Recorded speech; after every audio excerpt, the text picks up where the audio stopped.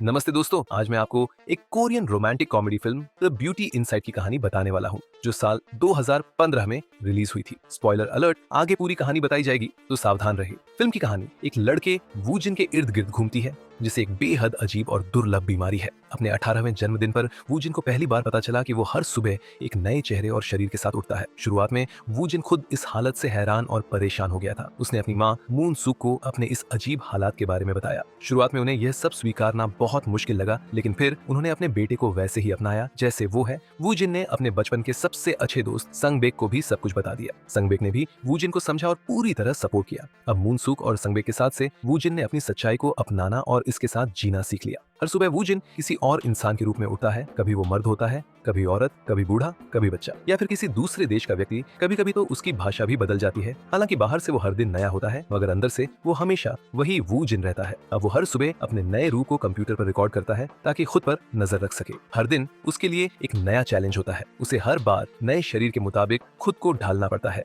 नई आवाज, नई नजर, अलग कद काठी। उसके पास हर तरह के कपड़े और जूते होते हैं ताकि वो किसी भी शरीर के हिसाब से खुद को तैयार कर सके। वो हर सुबह अपनी नजर चेक करने के लिए एक टेस्ट मशीन का इस्तेमाल करता है और एक फुट मापने वाला यंत्र, जिससे सही जूते चुन सके। वूजिन और संगबेक की एक फर्नीचर कंपनी है ALX, जो खास ऑर्डर पर लग्जरी फर्नीचर बनाती है। वूजिन डिजाइन करता है और संगबेक प्रोडक्शन और सेल्स संभालता है। इस बिजनेस की मदद से वूजिन अपने घर से ही काम करता है, जिससे वो अपने राज को दूसरों से छुपा कर रख सकता है। एक दिन वूजिन एक खूबसूरत लड़की से मिलता है। उसका नाम है यीसू। वो एक फर्नीचर स्टोर में काम करती है। वूजिन को उसकी खूबसूरती, समझदारी और नम्र स्वभाव बहुत पसंद आता है। अब वो हर दिन उस स्टोर में जाता है, लेकिन हर बार किसी नए रूप में। यीशु हर बार उसके साथ वैसा ही व्यवहार करती है, चाहे वो कैसा भी दिखे, और यही बात वूजिन को उससे और भी जोड़ देती है। एक दिन जब वूजिन एक हैंडसम इंसान के रूप में उठता है, तो वो अपने असली रूप में पहली बार यीशु से मिलने जाता है और उसे डेट पर ले जाने का प्लान बनाता है। वो उसे अपनी फर्नीचर कंपनी ALX फैक्ट्री ले जाता है। यूजिन और यू के बीच मुलाकातों के दौरान यू ने कई बार ALX प्रोडक्ट्स की तारीफ की थी।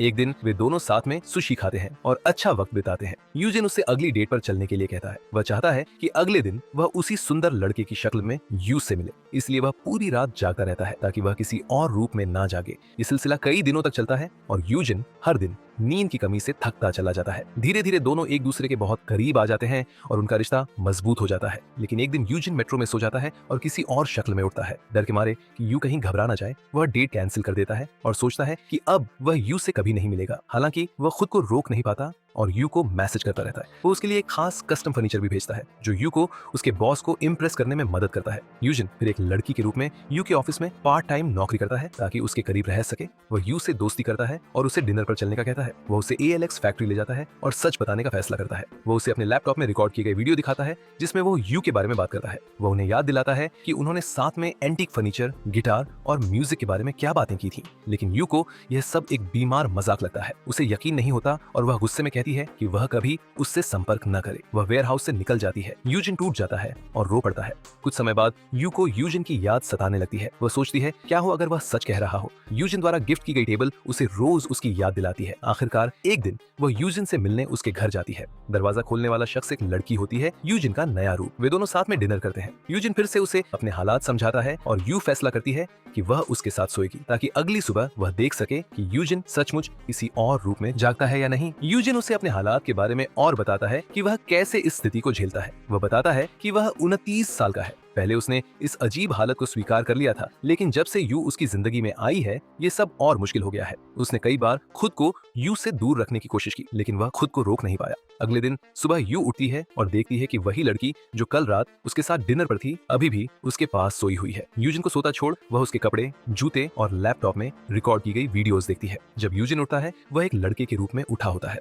अब यू को उसकी बातों पर यकीन हो जाता है और वह उसे उसके दिल और आत्मा से स्वीकार करने लगती है। वे दोनों फिर से हर दिन मिलने लगते हैं और यूजिन बेहद खुश होता है कि वह एक ही लड़की को रोज देख पा रहा है जिसे वह पसंद करता है। वे अलग अलग जगहों पर घूमते हैं, मस्ती करते हैं और बेवकूफी भरी बातें करते हैं। यू को आदत हो जाती है कि कभी यूजिन अधेड़ उम्र का आदमी बनकर उठता है तो कभी एक बच्चा। इस बीच यूजिन को यू के साथ इतना सुकून मिलता है कि वह अकेलेपन को भूल जाता है। भीड़ में जब भी वे मिलते हैं, यूजिन उसका हाथ पकड़ता है ताकि यू पहचान सके कि यह वही है। यू के साथ समय बिताने में यूजिन अपने काम से लापरवाह होने लगता है। सैंगबैक उसे डांटता है कि वह डिजाइन पर ध्यान नहीं दे रहा है। यूजिन उसे भरोसा दिलाता है कि वह फिर से काम पर ध्यान लगाएगा। काम में मदद करने के लिए यू उसे एक नया आइडिया देती है। वह कहती है कि ALX का दूसरा लाइन लॉन्च करे। जिसमें standard size and mid range price हो। इससे अधिक लोग ALX प्रोडक्ट्स खरीद पाएंगे और कंपनी के लिए नए रास्ते खुलेंगे। यूजिन को ये आइडिया बहुत पसंद आता है, जिससे सैंगबैक भी चौंक जाता है, क्योंकि यूजिन आमतौर पर किसी के भी आइडिया को तुरंत नकार देता है। एक दिन यू के फर्नीचर स्टूडियो में पार्टी होती है और यूजिन को इन्विटेशन मिलता है। यू का बॉस उसके ALX बॉयफ्रेंड से मिलने के लिए उत्साहित होता है, क्योंकि हर कोई उसके बॉयफ्रेंड का अलग अलग वर्णन करता है। दुर्भाग्यवश पार्टी वाले दिन यूजिन एक बूढ़ी औरत के रूप में उठता है। वह दोबारा सो जाता है और सौभाग्य से एक ठीक ठाक दिखने वाले आदमी के रूप में जागता है। आखिरकार वह पार्टी में पहुंचता है और यू का हाथ पकड़ता है ताकि वह पहचान सके कि वही यूजिन है। यू अपने सहकर्मियों को आखिरकार दिखा पाती है कि उसका बॉयफ्रेंड कौन है और दोनों पार्टी में बहुत अच्छा समय बिताते हैं। अगले दिन यूजिन यू को अपनी माँ मूनसुक से मिलवाने ले जाता है। वे उसकी दुकान पर जाते हैं। मूनसुक अपने बेटे को देखकर बहुत खुश होती है कि उसने आखिरकार किसी को अपना दिल दे दिया है। यूजिन की माँ बहुत खुश होती है कि उसके बेटे को आखिरकार कोई ऐसा मिल गया है जिसके साथ वह अपनी पूरी जिंदगी बिता सकता है। वह दोनों को शुभकामनाएं देती है और उम्मीद करती है कि वे एक दूसरे को कभी ठेस नहीं पहुंचाएंगे। हालांकि हर दिन खुशियों भरा नहीं होता। एक बार यूजिन भीड़ में यू का हाथ थाम लेता है, लेकिन उस वक्त उसके चेहरे पर कोई नया रूप था। यू अचानक डर जाती है और उसे अजनबी समझती है। यूजिन को एहसास होता है कि उसने उसे डरा दिया है और वह माफी मांगता है और वादा करता है कि वह फिर कभी ऐसा नहीं करेगा। जब संगबैक उन्हें एक दूसरे के लिए पूरी तरह समर्पित देखता है तो वह यूजिन से पूछता है कि उसने अब तक यू से शादी के लिए प्रस्ताव क्यों नहीं रखा। यूजिन खुद भी इस बारे में सोच रहा होता है, लेकिन हमेशा हिचकिचाता रहा है। संगबैक के प्रोत्साहन से वह आखिरकार प्रपोज करने का निर्णय लेता है और यू के लिए एक खास अंगूठी डिजाइन करने में जुट जाता है। इसी बीच लोग यू के बारे में बातें करने लगते हैं, क्योंकि वे उसे हर दिन किसी नए आदमी के साथ देख रहे होते हैं। ये अफवाहें उसके मानसिक स्वास्थ्य पर असर डालने लगती हैं। वह चीजें भूलने लगती है और तनाव, चिंता और नींद की कमी से जूझने के लिए दवाइयां लेने लगती है। इस सब के बीच यूजिन शादी की बात छेड़ता है। जैसा कि अंदेशा था, यू इस वक्त शादी के लिए तैयार नहीं होती।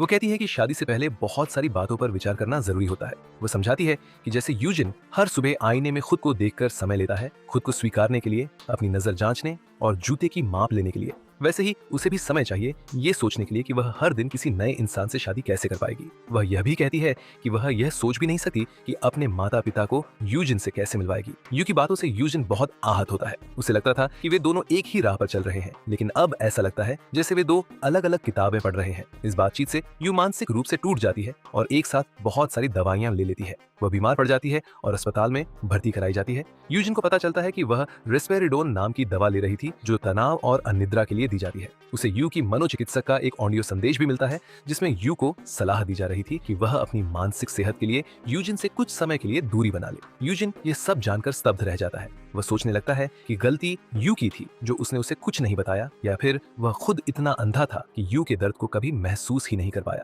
अंत में वह यह स्वीकार करता है कि वही एक सपने में जी रहा था। अब उसे समझ नहीं आता कि वह इस स्थिति से कैसे निकले, और फिर वह अपनी माँ से मिलने चला जाता है। मुनसु, वूजिन की माँ, उसे बताती हैं कि उसे पहले से ही अंदेशा था कि ऐसा एक दिन जरूर होगा। वह कहती हैं कि यू ठीक हो जाएगी जब तक वूजिन और उसका आर्ट एक साथ है। इस बात से वूजिन थोड़ा हैरान होता है और पूछता है कि वह क्या कह रही है। तब मुनसु उसे एक गहरा सच बताती है कि वूजिन को यह स्थिति अपने पिता से विरासत में मिली है। मुनसु बताती हैं कि उन्होंने वूजिन के पिता से बहुत प्यार किया था। शुरुआत में सब अच्छा था, लेकिन लोग बातें बनाने लगे। उन्होंने मुनसु पर चरित्र पर सवाल उठाने शुरू कर दिए। पहले तो उन्होंने इन बातों को नजरअंदाज किया, लेकिन एक दिन वूजिन के पिता अचानक गायब हो गए। जाते जाते उन्होंने एक पत्र छोड़ा था, जिसमें उन्होंने माफी मांगी थी कि उन्होंने मुनसु की जिंदगी को मुश्किल बना दिया। ये सब सुनकर वूजिन की आंखों में आंसू आ जाते हैं। वह सोचने लगता है कि क्या उसे भी यू के भले के लिए उसे छोड़ देना चाहिए। यू के अस्पताल से डिस्चार्ज होने के बाद वूजिन उससे आखिरी बार मिलने जाता है। वह उसे अलविदा कह देता है और बताता है कि यही सही फैसला है। साथ ही वह यू से कहता है कि वह उन दवाइयों को लेना बंद कर दे, और फिर उसकी जिंदगी से हमेशा के लिए चला जाता है। ये ब्रेकअप यू को पूरी तरह तोड़ देता है। वह हर दिन